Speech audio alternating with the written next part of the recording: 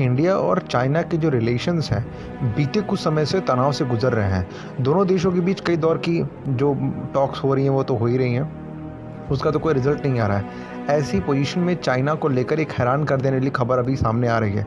वह रात के अंधेरे में सैन्य अभ्यास कर रहा है जिससे ऐसा लगता है कि वो हमले की तैयारी में है। चीन की पीपल लिबरेशन आर्मी की ज्वाइंट मिलिट्री ब्रिगेड तिब्बत में बायोलॉजिकल, एंटी न्यूक्लियर वॉरफेयर और केमिकल वेपन्स के साथ सैन्य अभ्यास कर रही है। आपको बता दूं कि ये तिब्बत से सटे पूर्वी लद्दाख की सीमा पर भारत और चीन के बीच विवाद चल रहा है जो अब तक जारी है। यही वजह है कि इस अभ्यास को काफ़ी अहम माना जा रहा है। यह तिब्बत सैन्य क्षेत्र में पश्चिम थिएटर कमांडर मतलब WTPCC के तहत आयोजित किया गया था, जो चीन की 5 कमान में सबसे बड़ी कमान है। जो भारत और चाइना का जो विवाद है उस सीमा के लिए जिम्मेदार है, जो लद्दाख से अरुणाचल प्रदेश तक 3488 किलोमीटर तक लंबी फैली हुई है।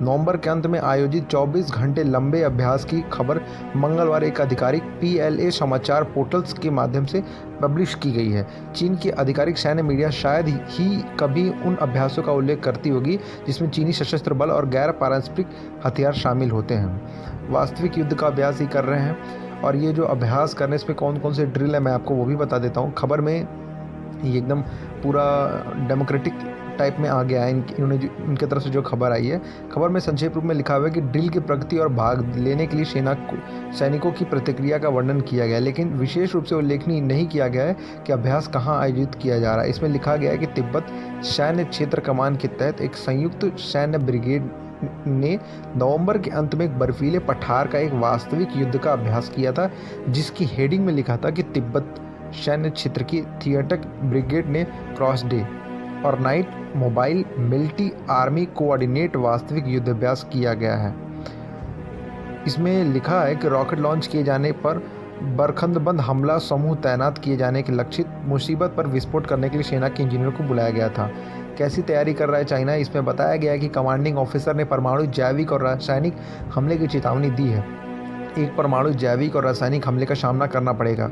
और अचानक एक आदेश आया कि 3री बटालियन के कमांडर ली कुनफिंग ने गैस मास्क पहना, वह जल्दी से जल्दी जहरीली क्षेत्र से गुजरे और फिर कमांडर पोस्ट की स्थिति को सूचना मतलब इन्फॉर्मेशन दे। फिर उन्होंने केमिकल टुकड़ी से मदद और परिशोधन का अनुरोध किया, रिक्वेस्ट किया। अभ्यास के दौरान दुश्मन की स्थिति पर बारीकी से निगरानी और दिन और रात की पत्थरबाजी और मल्टी वेपन्स जैसे इम्पॉर्टेंट और अनटिपिकल सब्जेक्ट पर अपना फोकस क्रिएट करना चाहते हैं।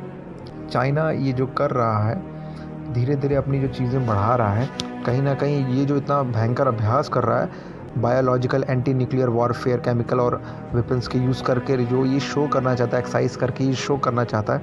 देखिए, एक चीज़ तो हमें और आपको दोनों लोग को समझनी होगी कि भारत और चाइना में डिफरेंस है, बहुत बड़ा डिफरेंस है। और वो डिफरेंस अगर मैं आपको इसी खबर पे डिफरेंस बता दूं तो बहुत लॉजिकल डिफरेंट है। आप देखिए, कभी भी भारत की जो सैन्य अभ्यास होता है वो किसी देश के साथ होता है, वो किसी अलग कंट्रीज़ के साथ होता है, वो किसी अलग मतलब अगर बहुत अलग अलग वैरायटीज़ के साथ हम लोग अपने आप को सैन्य अभ्यास करते हैं, जिससे हमें हमारी कमजोरी का भी अंदाज़ा हो और सामने वाले की कमजोरी का भी अंदाज़ा हो। आपने कभी चाइना का सुना है कि चाइना ने किसी सैनिक के साथ, किसी देश के सैनिकों के साथ अभ्यास किया? सुना है? कभी आपने सुना है कि चाइना ने अपनी टेक्नोलॉजी को इस देश के साथ शेयर किया? कभी सुना है आपने? नहीं सुना है। चाइना ये करेगा तो अपने सैनिकों के साथ करेगा और वहीं बम फोड़ेगा, थिएटर उड़ाएगा और फिर इन्फॉर्मेशन देखेगा कि सैनिक हमारा दौड़ के पहुँच पा रहा है या नहीं पहुँच पा रहा है। हमारे यहाँ ये नहीं होता है। इस खबर से चिंता होने की ज़रूरत है, मैं ये नहीं कह रहा हूँ कि चिंता होने की ज़रूरत नहीं है, लेकिन चाइना कहीं ना कहीं उसकी बहुत बड़ी कमजोरी ये है कि अपनी ताकत को खुद ही जानता है और दूसरा उसकी ताकत नहीं जानता है, और उसकी कमजोरी को वो जानता ही नहीं कि हमारी कमजोरी कहाँ पड़ रही है। लेकिन ये भारत के साथ नहीं है। भारत अपनी कमजोरियाँ तुरंत सुधारता भी है, भारत अपने आप को विकसित भी कर रहा है। अगर आप हमारे चैनल पर पहली बार आए हैं तो चैनल को लाइक कीजिए, सब्सक्राइब कीजिए और बेल प्रेस कर लीजिए, जिससे आपको नोटिफिकेशन मिलती रहेगी। और हम हर दिन 1 या 2 वीडियो ज़रूर लाते रहते हैं इंटरनेशनल फॉरेन अफेयर्स से जुड़ी हुई। इस वीडियो पे आपका क्या मानना है हमें कमेंट करके ज़रूर बताएं।